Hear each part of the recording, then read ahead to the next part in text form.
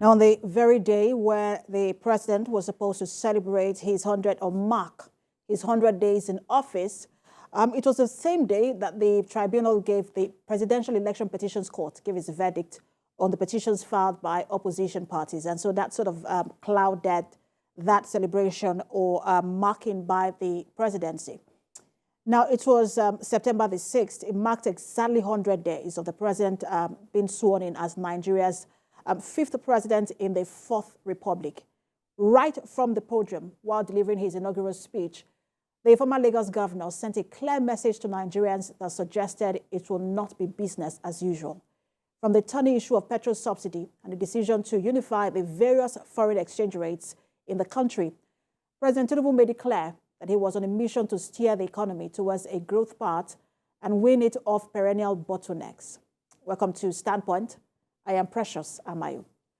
Now, however, while some of the policies have been welcomed and have excited the financial markets and investors, they have also been greeted with attendant challenges, including spiraling inflation, increased poverty level, and job losses. Now, one area in which the Tinubu-led administration has been severely criticized is its inability to structure on time measures and palliatives to ease the pains suffered by Nigerians due to the removal of the fuel subsidy.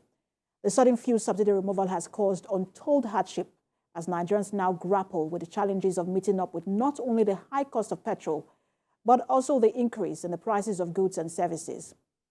His recent visit to India, France, the UAE, Kenya, Guinea, as the chief salesman of the country, has also thrown up issues on why investors need to come invest in Nigeria, and also how the lifting or the process of the UAE visa ban on Nigeria was handled. These are some of the issues those who are criticizing the presidency have raised.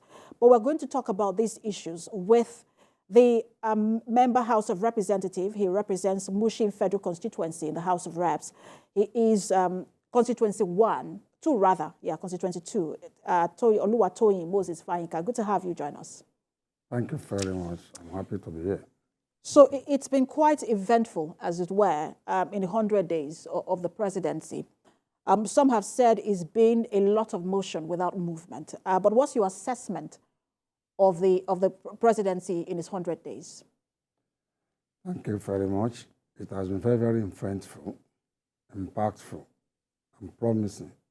The 100 days of President Bola Ahmed Tinubu is evidently clear that he has a vision and is pursuing this vision with a clear, cut-out policies. Honestly, in a short while, we are going to have an enduring environment to live and to work with in Nigeria. How short is that short while? Well, this is 100 days. It's like a medical doctor trying to have a surgery on a patient. It could take 1 hour before that surgery is done. And after 1 hour, 2-3 months after to recuperate, and before you know it, after that 4 months, the sickness is gone. So President Bola Ahmed Tinubu clearly stated that he was serious, he was ready for this business of governance, and that nobody should pity him. He had done that before. You could recollect when he was there, when he came on board as governor of Lagos State, we had all these heap of refuse virtually everywhere on our streets in Lagos State. And when the thing went away, some of our youth now that were not around could not attest to this, but the we parents that were around then did not even tell them this, but we are all living witnesses to what he did. So 100 days is gone. They've demonstrated how he meant to do the work. And then 2-3 months to this time, the dividend will continue to come to every doorstep of Nigerians. All right, so 2-3 months to this time, I'm sure we will play this clip again of what you just said and see whether, you were right in your predictions. But I wanted to ask you, you have talked about the president whilst he was the governor of Lagos. And some have said, look, Nigeria is larger, of course, than Lagos, and that it looks like Nigeria it might be a bit difficult for the president to handle. Do you think that the president has set the right tone? Thank you very much. When he came on board as governor of Lagos State, some people said Lagos State was larger for him to handle, having been at the private sector. But he performed very well, credibly well. So Nigeria couldn't have been much more larger than what Bola Ahmed Tinubu could handle. And you just give him a little time, he will dazzle everyone. Even the critics also say I have cause to applaud him. That much I can assure you. All right. So I want to talk to you about that very first announcement he made, which was on the fuel subsidy removal. And some said, look, it took too long for something to be done. That first of all, something should have been put in place before the removal of the fuel subsidy. And that perhaps when something wasn't put in place, it shouldn't have taken that long for palliative measures to have also been put in place. How do you respond to that? Thank you so much. Actually, all the aspirants, all the candidates did say fuel subsidy was going to be removed, including those people that are criticizing him now.